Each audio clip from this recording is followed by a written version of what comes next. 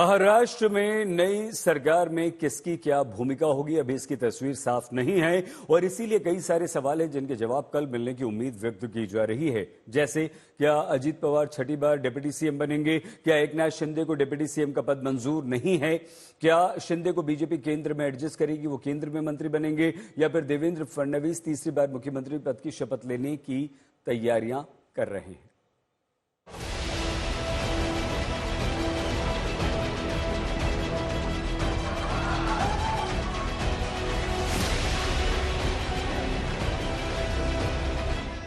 महाराष्ट्र में महायुति की प्रचंड जीत को 4 दिन बीत गए, लेकिन अभी भी मुख्यमंत्री को लेकर सस्पेंस जारी है। 23 नवंबर को जब नतीजे आए तब से अभी तक यही सवाल है कि आखिर महाराष्ट्र का मुख्यमंत्री कौन होगा। आज महाराष्ट्र के कार्यवाहक सीएम एकनाथ शिंदे ने साफ कर दिया कि महायुति में मुख्यमंत्री पद को लेकर कोई भी नाराजगी नहीं है। उन्होंने साफ कहा है कि पीएम मोदी और अमित शाह का हर फैसला उन्हें मंजूर होगा। मैं आज आप सबको कहता हूँ कि भारतीय जनता पार्टी के वरिष्ठ नेता जो निर्णय लेंगे मुख्यमंत्री पद के बारे में, जो उनका कैंडिडेट होगा उसको हमारा शिवसेना का पूरी तरह समर्थन है, पूरी तरह हमारा पाठिंबा उनको है। आप लोगों ने देखा है कि 2-4 रोज से ऐसी चर्चाएं है, कोई नाराज है, कोई बैठा है घर में। हम नाराज बिराज होने वाले लोग नहीं है, हम लोग लड़ने वाले लोग हैं, लड़कर काम करने वाले लोग हैं, लोगों के जीवन में बदलाव लाने वाले लोग हैं। इसलिए अभी जो विक्ट्री हासिल हुई है इससे हमारी और जिम्मेदारी बढ़ गई है। माना जा रहा है कि शिंदे ने बीजेपी के संख्या बल के आगे सरेंडर कर दिया है, लेकिन सवाल यह है कि क्या वो डिप्टी सीएम पद के लिए तैयार होंगे। आज प्रेस कॉन्फ्रेंस में पत्रकारों ने एकनाथ शिंदे से 2 सवाल पूछे।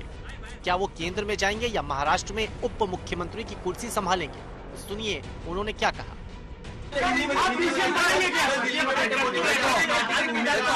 अभी हम समाप्त करते हैं।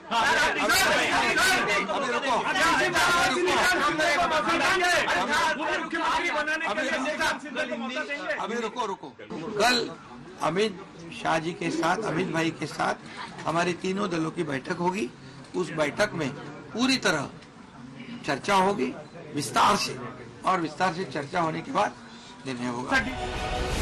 अब एकनाथ शिंदे के ऐलान को क्या माना जाए? जिस तरह से एकनाथ शिंदे कह रहे हैं कि उन्हें बीजेपी का सीएम मंजूर है, तो क्या अब देवेंद्र फडणवीस फिर महाराष्ट्र के मुख्यमंत्री बन सकते हैं? क्या फडणवीस का मुख्यमंत्री बनना लगभग तय है? फडणवीस 2014 में पहली बार महाराष्ट्र के मुख्यमंत्री बने। फिर 2019 में देवेंद्र फडणवीस ने 23 नवंबर को सुबह 8 बजे सीएम पद की शपथ लेकर सबको चौंकाया था। लेकिन महाराष्ट्र में बड़ा सियासी खेल हुआ और उद्धव ठाकरे सीएम बन गए। इसके बाद साल 2022 में महाराष्ट्र के अंदर फिर से सियासी खेल हुआ और इस बार एकनाथ शिंदे सीएम बने और देवेंद्र फडणवीस ने डिप्टी सीएम की शपथ ली। लेकिन अब की बार क्या फिर से देवेंद्र फडणवीस सीएम पद की शपथ लेंगे? एकनाथ शिंदे के ऐलान के बाद फडणवीस दिल्ली के लिए रवाना हो गए। जहां तक मेरी जानकारी है कि कल इसके बारे में जानकारी मिल चुकी थी एकनाथ शिंदे को और उसके बाद आज की प्रेस कॉन्फ्रेंस हुई है। इसलिए 3 दिन पहले हमने जो देखा, 3 दिन तक जो महाराष्ट्र में हमने देखा 23 तारीख से, कि लगातार एकनाथ शिंदे की तरफ से अलग अलग चीजें पार्टी के उनके लोग कह रहे थे। कभी मराठा फेस के बारे में बात कर रहे थे, कभी चुनाव जीतने को लेकर बात कर रहे थे। वो सारी चीजें कहीं ना कहीं रोक दी गई और आज प्रेस कॉन्फ्रेंस लेकर उन्होंने पहली बार इस बारे में जो भी बात थी वो साफ करके रख दी। अब देवेंद्र फडणवीस क्यों? क्योंकि उनका चेहरा प्रोजेक्ट किया गया था बीजेपी की तरफ से प्रधानमंत्री मोदी के साथ में कि देवा भाव के साथ हम लोग महाराष्ट्र आगे बढ़ाएंगे। तो एक नेचुरल क्लेम देवेंद्र फडणवीस का होता है। दिल्ली रवाना होने से पहले नागपुर एयरपोर्ट पर देवेंद्र फडणवीस ने कहा कि एकनाथ शिंदे के बयान से शंका दूर हो गई है। उन्होंने कहा कि महायुति में कभी भी मतभेद नहीं रहा। हमारी महायुति में कभी भी कोई एक दूसरे के प्रति अलग मत ये रहा नहीं है। हमने हमेशा साथ में बैठकर निर्णय किए हैं और चुनाव से पहले भी हमने कहा था कि चुनाव के बाद साथ में बैठकर निर्णय करेंगे। कुछ लोगों के मन में जो शंकाएं थी उनको दूर करने का काम सम्माननीय एकनाथ शिंदे जी ने किया है।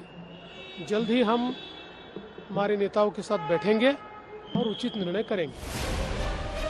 वहीं अजीत पवार भले ही सीएम की रेस में ना नजर आ रहे हों, लेकिन वो भी इस खेल का बड़ा हिस्सा है। जिनकी भूमिका काफी अहम है। क्या उन्हें अब की बार भी डिप्टी सीएम से ही संतुष्ट होना पड़ेगा, जिसके साथ ही वो छठी बार डिप्टी सीएम बनेंगे? इतना ही नहीं, सवाल ये भी है कि क्या बीजेपी फडणवीस के अलावा किसी और चेहरे को सामने लाकर चौंका सकती है? बहरहाल इतना तो साफ है कि अब सीएम की चाबी पूरी तरह से बीजेपी के हाथ में है। या चर्चेला लवकरच आपल्याला उत्तर मिळेल। तिन्ही पक्ष मिळून त्याचा निर्णय लवकर घेतील। आमचे जे श्रेष्ठी आहेत त्यांच्याशी चर्चा सगळ्यांची चाललेली आहे आणि लवकरच याचं उत्तर आपल्याला मिळेल। या चर्चेला लवकरच आपल्याला उत्तर मिळेल। तिन्ही पक्ष मिळून त्याचा निर्णय लवकर घेतील।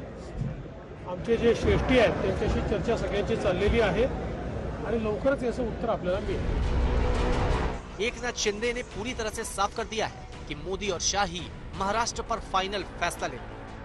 कल महायुति की बड़ी बैठक दिल्ली में होनी है। एकनाथ शिंदे ने कहा है कि गुरुवार को दिल्ली में अमित शाह के साथ होने वाली बैठक में ही सरकार की पूरी रूपरेखा तैयार होगी। जो 2.5 साल में हमें काम करने का मौका मिला मुख्यमंत्री की हैसियत से, जो सपना बाला साहब ठाकरे जी का था, आम शिव सैनिक को मुख्यमंत्री बनाना, वो मुख्यमंत्री बनाने का सपना मोदी जी और अमित भाई ने पूरा किया और निश्चित रूप से पूरे पहाड़ की तरह वो मेरे पीछे खड़े रहे।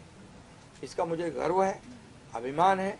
और उन्होंने जो सपोर्ट किया पिछले 2.5 साल में सरकार को आगे बढ़ाने में, फंड्स के प्रोविजन में, सब जो हर क्षेत्र के विकास के लिए उन्होंने पूरी तरह योगदान दिया है, इसलिए मैं उन दोनों का बहुत बहुत काफी आभारी हूँ। महाराष्ट्र में महायुति के तीनों पार्टियों के प्रमुख को कल दिल्ली बुलाया गया है। देवेंद्र फडणवीस, एकनाथ शिंदे और अजित पवार कल दिल्ली आएंगे और इस बैठक के बाद सीएम पर आखिरी मुहर लग जाएगी। इस बीच आज शिंदे गुट के सांसदों ने दिल्ली में अमित शाह से मुलाकात की, जहां लंबी बातचीत हुई। हालांकि सांसदों की ओर से कहा गया कि महाराष्ट्र के सीएम को लेकर कोई भी बात नहीं हुई है। उधर एनसीपी नेता प्रफुल्ल पटेल ने भी अमित शाह से मुलाकात की। कुल मिलाकर महाराष्ट्र के मुख्यमंत्री पर कल शाम तक फैसला आने की उम्मीद जताई जा रही है। मुंबई से साहिल जोशी, ठाणे से ऋत्विक भालेकर के साथ आज तक ब्यूरो।